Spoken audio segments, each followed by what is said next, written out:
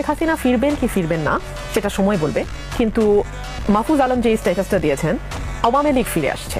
আমি যদি প্রশ্ন করি আওয়ামী লীগ ফিরে আসছে মানে কি আওয়ামী লীগ কি ছিল না? আওয়ামী লীগ ছিল, এবং আওয়ামী লীগ হয়তো চাপে ছিল, দল নিষিদ্ধ হয়েছে, মামলা হয়েছে, নেতারা বিদেশে চলে গেছে, কর্মীরা অনেক দীর্ঘ সময় 2 বছর একটা লম্বা সময় দিগ্ভ্রান্তের মতন ছিল, কিন্তু ছিল বাংলাদেশে। সে কারণেই আমরা দেখতে পাই যে এই নির্বাচনে ভোটের পার্সেন্টেজ যখন আমরা দেখি 38 to 40% উপরে অ্যাকচুয়ালি ভোট কাস্ট হয় নাই। সো এই যে বাকি মানুষগুলো, তারা কেউ হয়তো আওয়ামী লীগের কর্মী, কেউ হয়তো সমর্থক, কেউ হয়তো ভোটার, তারা মনে করেছে যে এই নির্বাচনে গিয়ে আমার কি লাভ যেখানে আওয়ামী লীগ নাই। সো এই যে আওয়ামী লীগের প্রতি সমর্থন, ভালোবাসা, এটা খুব স্বাভাবিক, কারণ এই দলটি দীর্ঘ সময় বাংলাদেশের রাজনীতি করেছে।